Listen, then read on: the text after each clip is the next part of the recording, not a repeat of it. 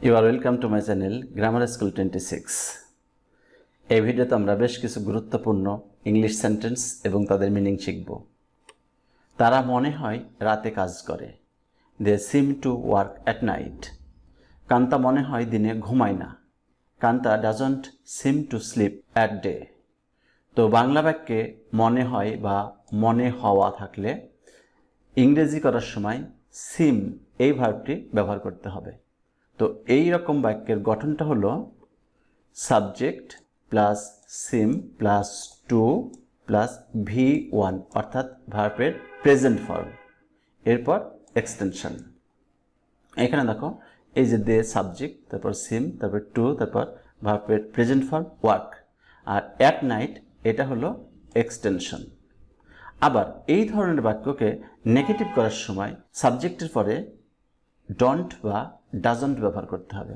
Subject যদি third person singular অর্থাৎ হি, she, ইট বা যে কোনো সিঙ্গুলার নাউন হয় তখন ডাজন্ট ব্যবহৃত হবে, আর অন্যান্য ক্ষেত্রে ডন্ট ব্যবহৃত হবে। তাদের মনে হয় সমস্যা আছে। They seem to have problems. লোকটির মনে হয় অসৎ উদ্দেশ্য আছে। The man seems to have evil motive. এইখানের বাক্যটা দেখো, এইখানে আছে মনে হয় কাজ করে, আর এখানে আছে অসৎ উদ্দেশ্য আছে, সমস্যা আছে। তো এই ধরনের বাক্যের স্ট্রাকচার হলো subject plus seem plus to have plus adjective plus noun, তবে অ্যাডজেক্টিভ থাকতে পারে নাও পারে, এরপর এক্সটেনশন। যেমন এই যে এই বাক্যে দেখো অ্যাডজেক্টিভ নাই, শুধু নাউন আছে, কিন্তু এই বাক্যে এই যে এটা অ্যাডজেক্টিভ, অর্থাৎ অ্যাডজেক্টিভ থাকতে পারে নাও পারে।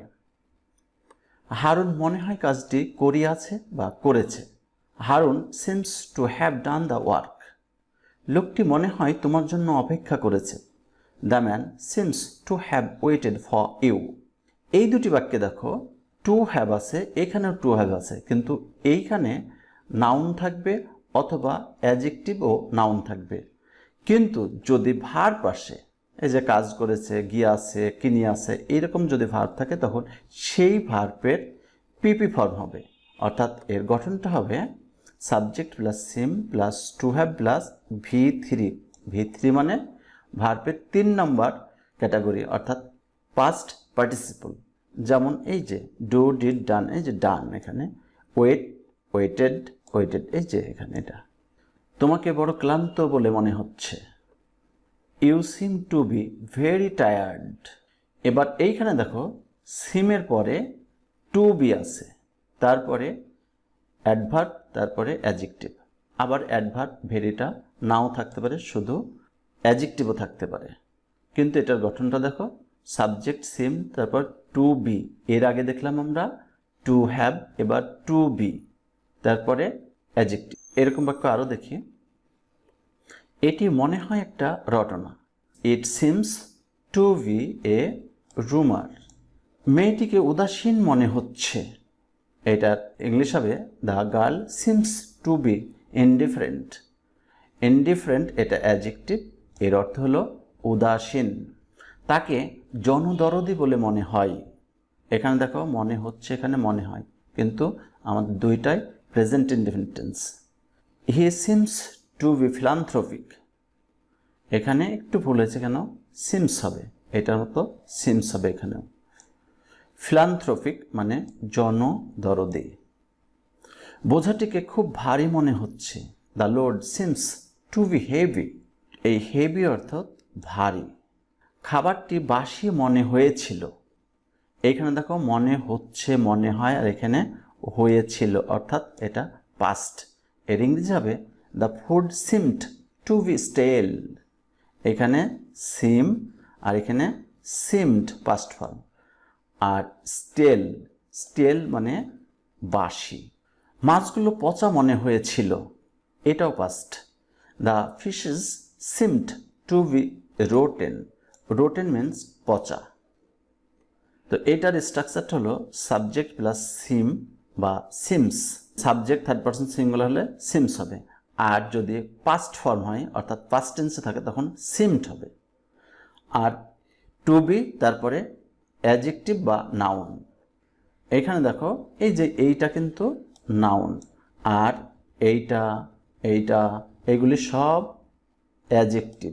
তাহলে মনে রেখো টু বি এর পরে অ্যাডজেক্টিভও হতে পারে, আবার নাউনও হতে পারে। লোকটিকে পরিশ্রমী মনে হচ্ছে না, এর আগেরগুলি দেখলাম আমরা, এগুলি থেকে অ্যাফার্মেটিভ, আর এইগুলির নেগেটিভ করছি আমরা যখন, তখন কি হচ্ছে, লোকটিকে পরিশ্রমী মনে হচ্ছে না অর্থাৎ নেগেটিভ। তখন হবে দ্য ম্যান ডাজন্ট বা does not seem to be industrious. Industrious means পরিশ্রমী। আমগুলো পাকা মনে হচ্ছে না, the mangoes do not seem to be ripe. Ripe মানে পাকা। এইখানে দেখো লোকটি the man third person singular, সেজন্য ডাজ নট হয়েছে, আর এটা দ্য ম্যাঙ্গোস এটা প্লুরাল, সেজন্য ডো নট হয়েছে। তাদেরকে বড় হৃদয়ের মনে হয়নি, এখানে দেখো মনে হয় না, আর এখানে মনে হয়নি, এটা পাস্ট টেন্স। অতএব এই বাক্যটা ইংরেজি হবে they did not seem to be large hearted, অথবা দে ডিডন্ট। আমরা যদি সংক্ষিপ্ত করতাম তাহলে এখানে তো ডিডন্ট। লার্জ হার্টেড মানে হৃদয়বান। বালকটিকে অলস মনে হয়নি, the boy did not seem to be lazy. Lazy means অলস। এটার গঠন হলো সাবজেক্টের পরে ডু নট বা does not, subject third person singular হলে ডাজ নট, আর যদি বাক্যটা পাস্ট ইনডিফিনিট টেন্স হয় তখন ডিড নট। আর ডিড নট যখন ব্যবহার করব তখন মনে রাখো সিম হবে, কিন্তু সিমড হবে না। এরপরে অ্যাডজেক্টিভ। ছাত্রগুলোকে কি বেয়াদব মনে হয়? তাহলে প্রথমে শিখলাম অ্যাফার্মেটিভ, তারপরে নেগেটিভ, এবার ইন্টারোগেটিভ।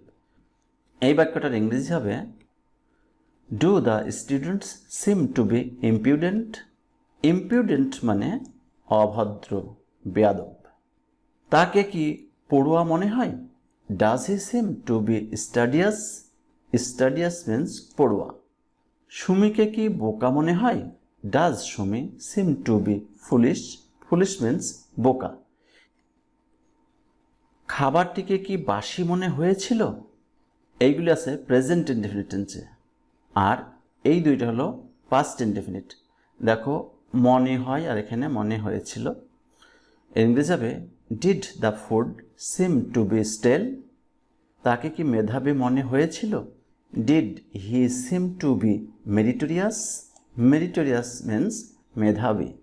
ইন্টারোগেটিভের গঠন হলো ডু বা ডাজ সাবজেক্টের পূর্বে যদি সেন্টেন্সটা প্রেজেন্ট ইনডেফিনিট টেন্স হয়, আর পাস্ট টেন্স হলে সাবজেক্টের পূর্বে ডিড, এরপর সাবজেক্ট, তারপর সিম প্লাস অ্যাডজেক্টিভ, তারপর প্রশ্নবোধক চিহ্ন। ছেলেগুলোকে কি চঞ্চল মনে হয় না? এবার দেখো নেগেটিভ ইন্টারোগেটিভ, একই সাথে নেগেটিভ এবং ইন্টারোগেটিভ। এর ইংরেজি হবে don't the boys seem to be restless.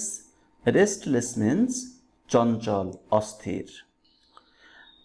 বালকটিকে কি তেজস্বী মনে হয় না?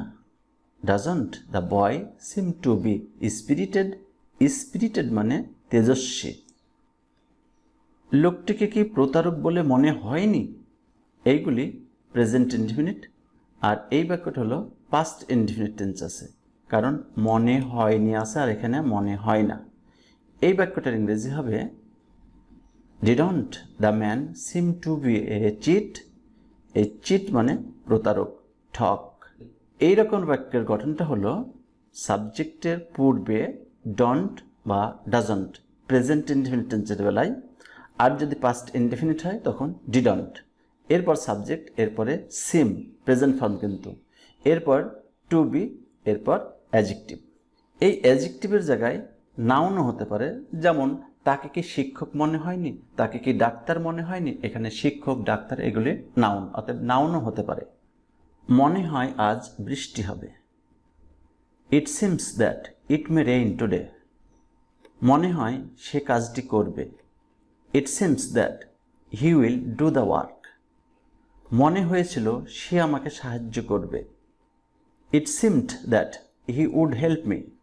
এই বাক্য দুইটা আছে প্রেজেন্ট টেন্সে, আর এইটা দেখো মনে হয়েছিল পাস্ট টেন্স, তাই এইটার বেলা দেখো ইট সিমড হয়েছে, এদিকে ইট সিমস আর এখানে ইট সিমড।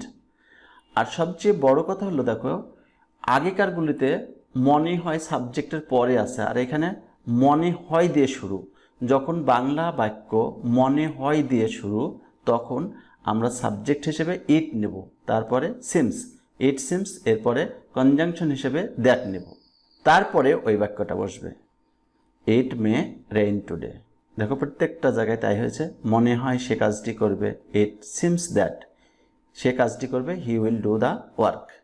এখানে মনে হয়েছিল ইট সিমড দ্যাট, এটা পাস্ট টেন্স, তাই এখানে উইলের পরিবর্তে উড বসানো হয়েছে। তো এই ধরনের বাক্য বলার সময় আমাদের গঠনটা এইটা হবে, ইট সিমস বা সিমড, প্রেজেন্ট টেন্স হলে সিমস, পাস্ট টেন্স হলে seemed, plus that plus subject plus verb plus extension. এই হলো আজকের আমাদের ইংরেজি সেন্টেন্স এবং তার গঠন, তার মিনিং। আশা করি এই ধরনের সেন্টেন্স বা এই ধরনের বাক্য তোমরা এখন বলতে পারবা, লিখতে পারবা। তো এই ভিডিওটা যদি ভালো লাগে তাহলে লাইক করবা, কমেন্ট করবা, আর তুমি আমার চ্যানেলে প্রথম হয়ে থাকলে চ্যানেলটি সাবস্ক্রাইব করবা। আজ এ পর্যন্তই, ভালো থেকো, সুস্থ থেকো, আল্লাহ হাফেজ।